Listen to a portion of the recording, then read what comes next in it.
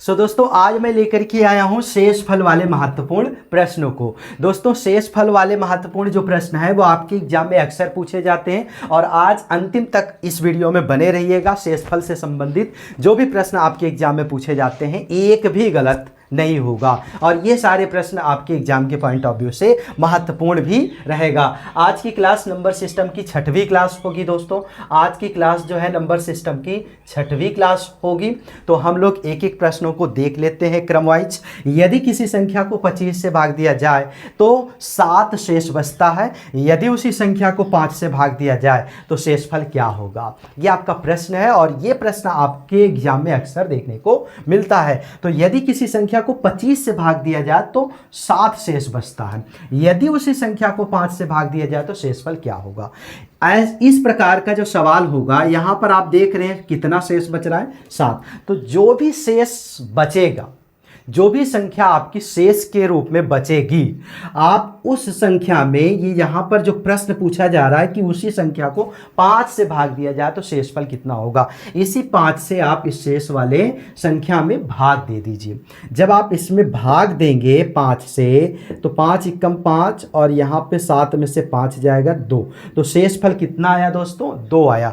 तो शेषफल आपका यही 2 आया और यही प्रश्न से आपके प्रश्न में यही चीज पूछा भी जा रहा है कि 5 से भाग दिया जाए तो शेषफल क्या होगा। हमने यहाँ 5 से भाग दे दिया, शेषफल आपका 2 आ गया। यही आपके सवाल का आंसर हो जाएगा। नेक्स्ट सवाल है दोस्तों, यदि किसी संख्या को 35 से भाग दिया जाए तो 4 शेष बचता है। यदि उसी संख्या के वर्ग को 5 से भाग दिया जाए तो शेषफल क्या होगा। यहां पर वर्ग की बात की जा रही है। अगर मान लो यहां पर वर्ग की बात ना की गई होती तो आप क्या करते, 4 शेष बचता, इस 4 में आपको 5 से भाग देना होता। लेकिन यहां पर वर्ग की बात हो रही है, यहां पर वर्ग की बात हो रही है। अगर वर्ग की बात ना होती तो यहां पर 4 शेष बचता ही ना, क्योंकि ये संख्या 4 जो है आपकी इस भाग वाली संख्या से छोटी है। तो भाग वाली संख्या से छोटी नहीं, बड़ी होनी चाहिए। तो यहां पर वर्ग की बात हो रही है, इसलिए यह संख्या आपकी 4 ना हो करके इसका वर्ग होगा, क्योंकि यहां पर वर्ग की बात हो रही है। तो 4 का वर्ग, सबसे पहला काम क्या करना होगा, हमें 4 का वर्ग निकालना होगा। तो 4 का स्क्वायर क्या हो जाएगा, 16 हो जाएगा। यहां जो कि वर्ग की बात हो रही है तो इस शेष वाली संख्या में ना हम भाग दे करके इसके वर्ग में हम भाग देंगे। किससे भाग देंगे दोस्तों, 5 से भाग देंगे। अब इस 16 में हमें किससे भाग देना है, 16 में हमें 5 से भाग देना है। 5 तिया के 15, 16 में से 15 जाएगा 1। ये आपका शेषफल होगा और यही आपसे एग्जाम में पूछा भी जा रहा है, यही आपसे एग्जाम में पूछा भी जा रहा है। तो यही इस सवाल का आंसर भी हो जाएगा। दोस्तों मान लीजिए यहाँ पर घन की बात की जाती, तो घन की बात की जाती, मान लीजिए यहाँ पर 4 शेष बचता और घन को 5 से भाग दिया जाता, तब कैसे आप करते, तब यहाँ पर वर्ग के स्थान पर घन निकालना होता और फिर उसके बाद आपका मतलब इस 4 का जो है घन निकालना होता और फिर आपको जो है 5 से भाग देना पड़ता। जो शेष बचता वही इस सवाल का आंसर हो जाता। सो दोस्तों आशा करता हूँ आपको ये दोनों सवाल समझ में आए होंगे। तो अब कुछ और भी प्रश्नों को देख लेते हैं जो आपका शेषफल से संबंधित है। डियर फ्रेंड्स, आपके सामने सवाल है 2 घाते 31 को यदि 3 से भाग दें तो शेषफल क्या होगा, ये आपका प्रश्न है। और इस प्रकार का प्रश्न जो है आपके एग्जाम में अक्सर देखने को मिल ही जाता है। तो इस प्रकार के प्रश्न को आप किस तरीके से करेंगे, आज इस वीडियो तक, आप इस वीडियो के अंत तक बने रहिए। एक भी सवाल इस तरह के आपका छूटेगा नहीं, सारे सवाल आपके आसानी से होने वाले हैं। सिर्फ आप ध्यानपूर्वक समझते हुए चलिएगा बस। 2 घाते 31 को यदि 3 से भाग दें तो शेषफल क्या होगा, ये आपका सवाल है। सबसे पहली चीज, अगर आपसे इस प्रकार का सवाल पूछे कि कोई एक बेस हो, कोई एक संख्या हो और उस संख्या के ऊपर कोई घात हो और आपसे पूछे कि यदि किसी संख्या में इस संख्या से भाग दिया जाए या 3 से भाग दिया जाए, 4 से भाग दिया जाए, 5 से भाग दिया जाए तो शेषफल क्या आएगा। तो आप क्या करेंगे, सबसे पहली चीज आपको करना क्या है, यहां पर आप देख रहे हैं संख्या क्या है, 2। ये बेस की संख्या क्या है, बेस के प्लेस पर 2 है और घात के स्थान पर 31 है। सिर्फ 2 चीज आपको याद रखनी है। एक आपको याद रखनी है इवन नंबर, एक आपको क्या याद रखनी है, इवन नंबर, और दूसरी चीज आपको क्या याद रखनी है, ओड नंबर। आपको क्या याद रखनी है दोस्तों, ओड नंबर, सिर्फ दो चीज। और ओड और इवन में आपको क्या क्या याद रखनी है, इवन में आपको सिर्फ 2, 2 और 4 को याद रखनी है, और ओड नंबर में आपको 1 और 3 को याद रखनी है। बस आपका सवाल आसानी से अब हल हो जाएगा। कैसे हल होगा समझते हैं। जब आपका कोई इस तरह से सवाल आपसे अगर पूछे, और अगर आपका जो घातांक वाली संख्या है, घातांक वाली, जैसे यहां पर 2 घाते 31 है, जो आपकी घातांक वाली संख्या होगी, अगर वो घातांक वाली संख्या इवन है, अगर वो घातांक वाली संख्या इवन है, तो उस घातांक वाली संख्या पर, उस घातांक वाली संख्या के स्थान पर हम या तो रखेंगे 2 या तो रखेंगे 4। ध्यान से आप समझने की कोशिश करिएगा। जो आपकी पावर वाली संख्या है, जो आपकी घातांक वाली संख्या है, यदि वो संख्या आपकी इवन हो, सम संख्या हो, तो उस घातांक वाली, उस पावर वाली संख्या को हम कुछ देर के लिए हटा देंगे और उसके स्थान पर हम क्या रख देंगे, या तो 2 या तो 4। अब हमें 2 कहां पे रखना है, कहां पर 4 रखना है, इसको भी मैं समझाऊंगा। और मान लीजिए पावर वाली संख्या, जो घातांक वाली संख्या है, यहां पर अगर आ जाए ओड नंबर, तो अब उस संख्या के स्थान पर आपको रखनी होगी या तो 1 या तो 3। कहां पर 1 रखनी है, कहां पर 3 रखी है, मैं भी बता रहा हूं। तो यहां पर आप देख रहे हैं 31 आया है। जरा आप बताइए 31 इवन है कि ओड है, तो आप कहेंगे ओड है। अगर आपने पहली क्लास को देखा होगा, दूसरी क्लास को देखा होगा, तो वहां पर मैंने नंबर्स के बारे में सारा कुछ बताया, नंबर्स के क्लासिफिकेशन के बारे में सारा कुछ बताया है। तो अब 2 घाते 31 को हमें हल करना है। अब इस 2 घाते 31 में हमें 3 से भाग देने पर शेष फल क्या प्राप्त होगा, यही चीज हल करना है। अब दोस्तों यहां पर आप देख रहे हैं 31 है। अब 31 है तो ये तो कंफर्म हो गया कि ओड नंबर, ये तो कंफर्म हो गया ओड नंबर है। अब ये भी कंफर्म हो गया, या तो इस 31 के स्थान पर 1 रखना होगा या तो 3 रखना होगा। बट सवाल ये है, हमें 1 रखना है कि 3 रखना है। सवाल ये है कि हमें 1 रखना है कि 3 रखना है।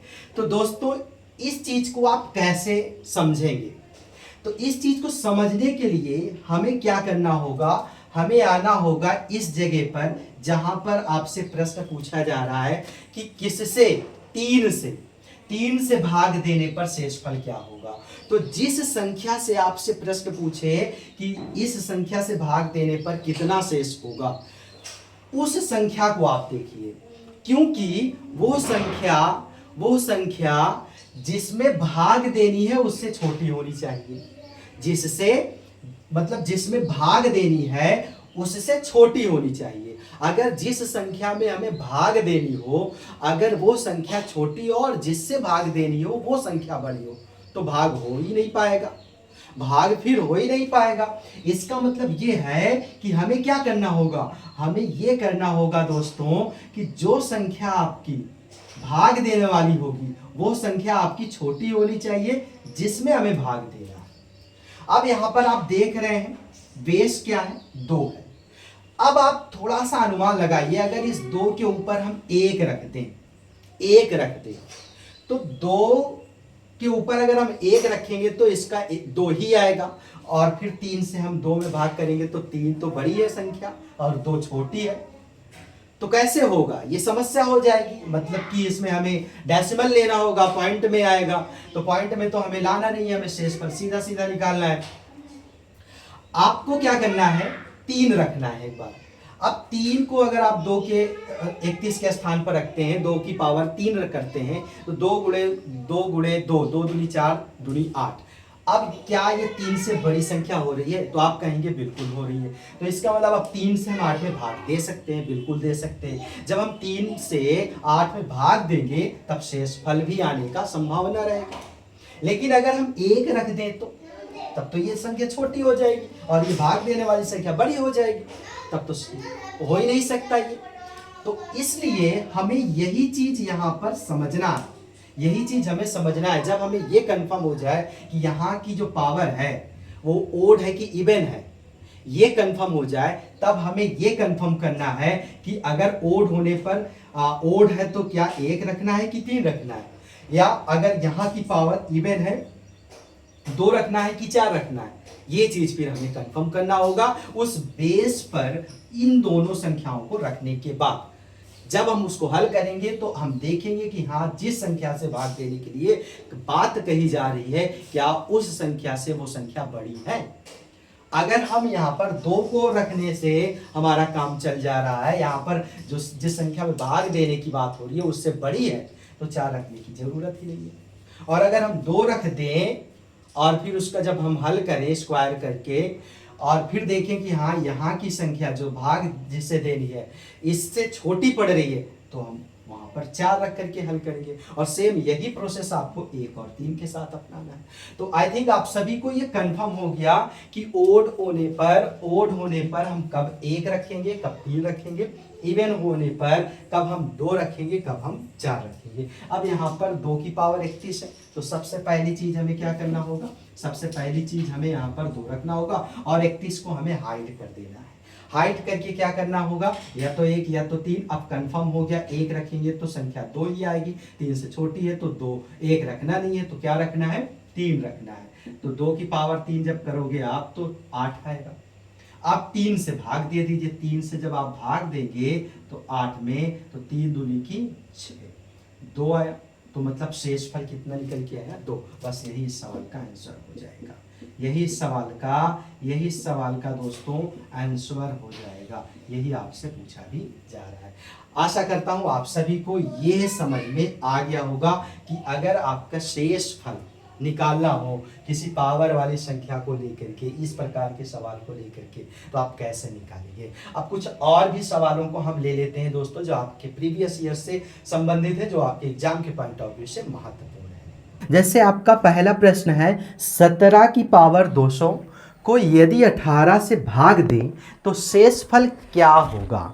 अगर आपको जो है 17 घाते 200 को 18 से भाग देना हो तो शेष फल क्या आएगा। तो सबसे पहली चीज आपको क्या करना है, फर्स्ट ऑफ ऑल आपको ये देखना है कि ये जो यहाँ पर 200 है, यहाँ पर जो 200 है ये सम है कि विषम है।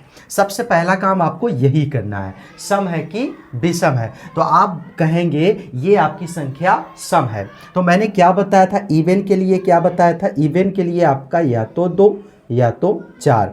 आपको उस पावर के स्थान पर आपको क्या लगाना होगा, या तो 2 या तो 4। मतलब उस 200 के स्थान पर, जैसे यहाँ पर 200 है, इस 200 के स्थान पर अब हमें क्या लगाना होगा, या तो 2 या तो 4। वो डिपेंड करेगा यहाँ की संख्या पे कि संख्या कौन सी है। मतलब कि हमें यहाँ पर 2 या 4 तभी लगाएंगे इस संख्या से बड़ी होनी चाहिए।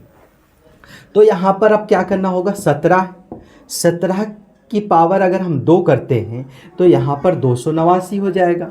इसका मतलब ये 18 से बहुत ज़्यादा है। जब ये बहुत ज़्यादा है तो बस यही 289 हमारी संख्या होगी। तब यहाँ पर हमें क्या करना होगा, इस 17 भागे मतलब 289 का हमें 18 में गुणा करना होगा। जब हम 289 भागे 18 करेंगे तो यहाँ पर आपका जो है, यहाँ पर आपका 18 में, जब आप 18 में 16 का गुणा करेंगे तो आपका आएगा 288।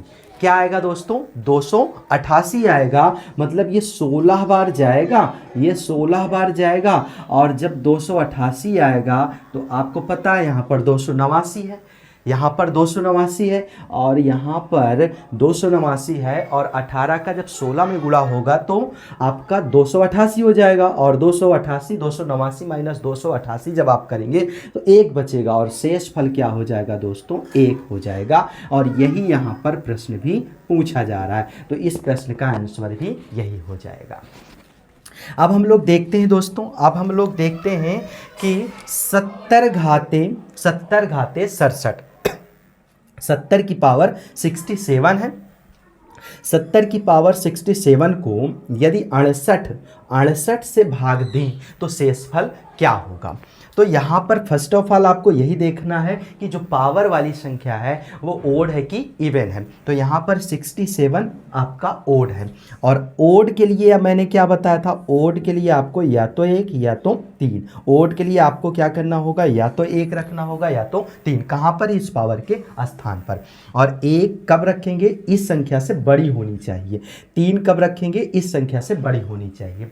अर्थात अगर 1 रखने पर इस संख्या से बड़ी नहीं हो रही है तो हम 3 रख करके चेक करेंगे, तो जाहिर सी बात है वो बड़ी हो जाएगी। तो यहाँ पर 70 है और इस 70 के ऊपर अगर हम 1 रखते हैं तो यहाँ पर बराबर 70 आएगा और 70 68 से बड़ा है। इसका मतलब हमें 68 में इसमें अब जब भाग देना होगा तो आप जानते हैं 68 का जब 70 में भाग देंगे तो 68 × 68 होगा, मतलब एक बार जाएगा। और उसके बाद शेष फल कितना बचेगा दोस्तों, शेष फल कितना बचेगा, शेष फल आपका 2 बचेगा। और यही इस सवाल का आंसर भी हो जाएगा क्योंकि यही चीज़ यहाँ पर पूछा भी जा रहा है।